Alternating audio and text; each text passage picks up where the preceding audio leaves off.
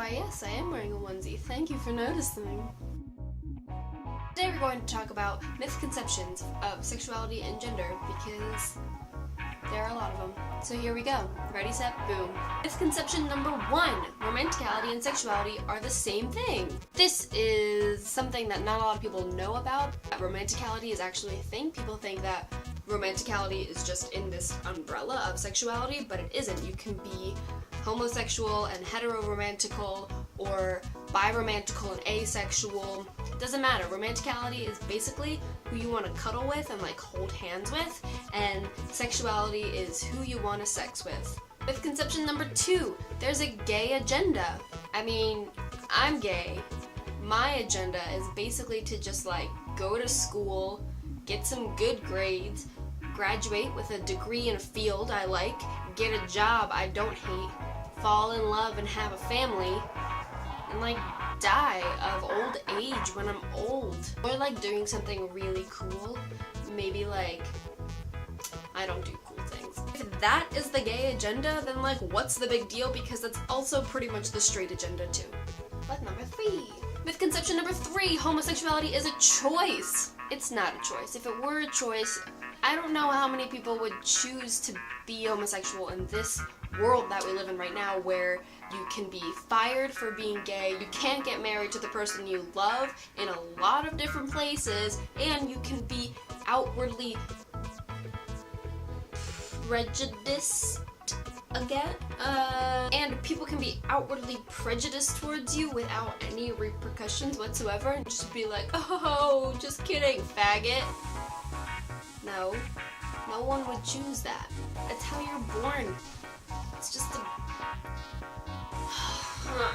Misconception number 4, bisexuality and pansexuality are the same thing. Now this one's a little bit tricky because the differences are very subtle, and I am neither one of these things, but I'm speaking of my knowledge that I've learned from other people who are these things. Bisexuality is, by definition, sexual attraction to more than one gender. Pansexuality is sexual attraction to all genders. It might sound like they're very similar. They are very similar. Some people identify as both. Some people will identify as one sometimes and one some other times. But the very subtle difference is bisexuality usually is looked at like people are attracted to people because of their gender, and pansexuality is often looked at people are attracted to other people regardless of their gender. So that's the difference. Misconception number 5. The A in LGBTQIA stands for ally. No. Allies are a very important part in the fight for rights for LGBTQ plus members, but the A in the acronym does not stand for ally. It stands for members of the asexual spectrum, being asexual, bisexual, demisexual, and all of their respective romantic counterparts. A does not stand for ally. Misconception number 6. Asexuals are repulsed by sex. It's not always the case. Asexuals can be repulsed by sex, or they can just not have sexual feelings towards people. That is the definition of asexual. You just don't feel that sexual attraction to people. Misconception number 7. You're either asexual or no. It also goes back to this thing that I was saying about the spectrum, the asexual spectrum. There's gray sexual, which is like sometimes you feel sexual attraction, but usually no. And there's demisexual, which is you feel sexual attraction only after you form a very strong emotional bond towards some person. Number 8. Only 1% of the population of the world is asexual. This one is technically true, but when people say this as a way to justify asexual erasure, they don't actually realize how much of the population 1% actually is. Our world has over 7 billion people on it right now. That's a lot of people. 1% of 7 billion people is 70 million people. That's like taking Canada and adding another Canada. That's 70 million people. We could have 2 Canadas and they could all be asexual. That's how many asexual people there are in the world right now. And that's just 2004 data, so it's very possible more people could identify as asexual now. Number 9, most people who fall on the LGBTQ plus spectrum are white. If you watch TV, that's probably what you think, because every single homosexual on television is almost always white and a man and very fit. In actuality, the race that has the most people that identify with one of the letters in the LGBTQ plus acronym is Black, and then it goes Asian, Hispanic, and then non-Hispanic whites. White people are actually in the lowest common denominator of homos. So, hello media. Give me some diversity in my fellow queer people on television.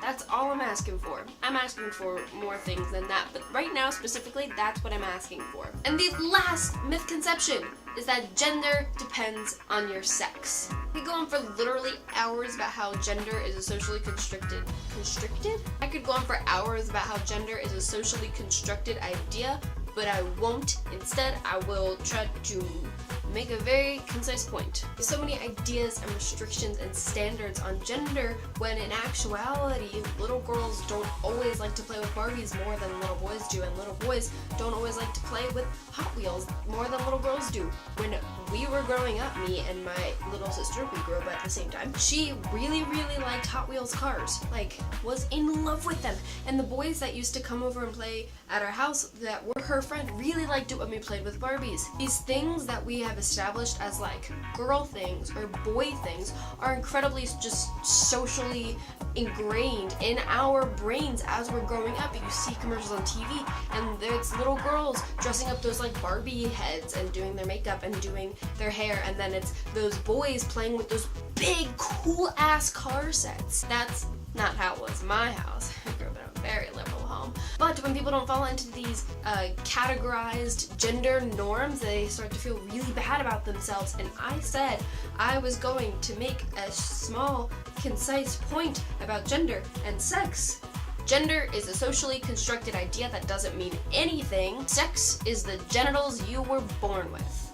So that's it for right now. Those were 10 misconceptions about sexuality and gender, and that's pretty much all I covered. Debunked! They were debunked. They were all debunked. Someone showed you this video, it means you thought one of these misconceptions were truth, and now you shouldn't think that, because I have enlightened you.